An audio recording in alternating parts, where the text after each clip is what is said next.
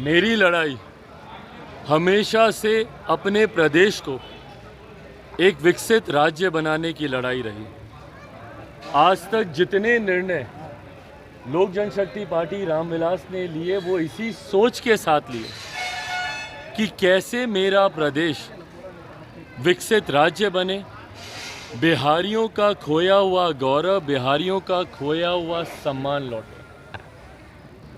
जो प्रश्न आप लोगों ने पूछा, उस प्रश्न के जवाब में भी मैं यही कहूँगा कि पार्टी ने, मेरे नेता ने, आदरणीय रामविलास पासवान जी ने जब जब जो निर्णय लिया वो हमेशा प्रदेश हित को मद्देनज़र रखते हुए लिया। इन दो उपचुनाव का आप लोगों ने जिक्र किया कि इन दो उपचुनाव में लोक जनशक्ति पार्टी रामविलास की क्या भूमिका रहेगी।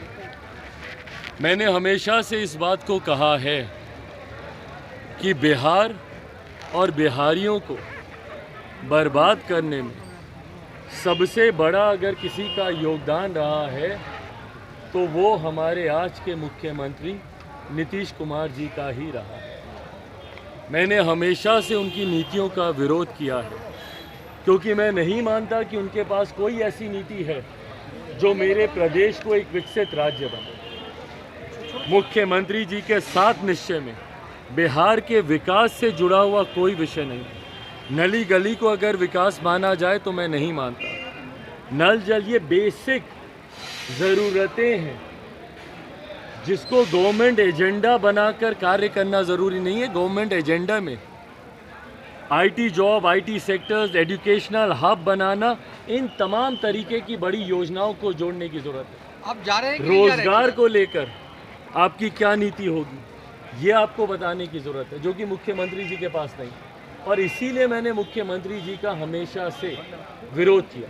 2020 का चुनाव मैंने उनके विरोध में ही लड़ा और इस बात को भी मैंने पहले से ही स्पष्ट किया था कि मुख्यमंत्री जी के साथ जाना या कोई भी ऐसा निर्णय लेना जो मुख्यमंत्री जी की ताकत को बढ़ाता है वो संभव नहीं है। माना जाए कि 2020 का चुनाव, भाई मैं स्पष्ट कर ही रहा हूँ, 2020 का चुनाव भी मैंने अकेले लड़ा ताकि मुख्यमंत्री नीतीश कुमार जी जिस मजबूती के साथ वो बिहार को बर्बाद कर रहे हैं वो मजबूती उनको प्रदान हो। और आज भी लोक जनशक्ति पार्टी रामविलास ने ये फैसला लिया है कि मोकामा में, गोपालगंज में जो 2 उपचुनाव हो रहे हैं, इन दोनों उपचुनाव में लोक जनशक्ति पार्टी रामविलास भारतीय जनता पार्टी का समर्थन करेगी।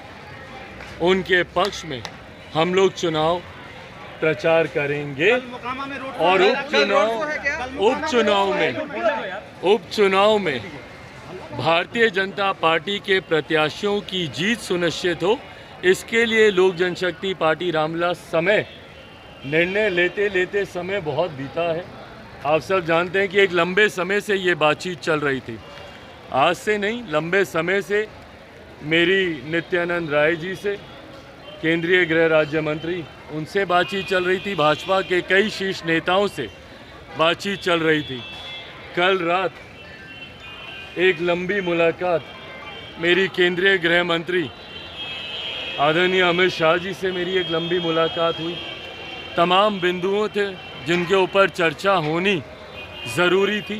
बहरहाल ये चर्चा अभी आने वाले समय में और जारी रहेगी। आने वाले समय में एक बार ये छठ पर्व और उपचुनाव बीतता है तो अगले महीने पुनः अमित शाह जी से और भारत के प्रधानमंत्री आदरणीय नरेंद्र मोदी जी से भी मुलाकात होनी है और बाकी के जो विषय हैं उस पर भी चर्चा होनी है।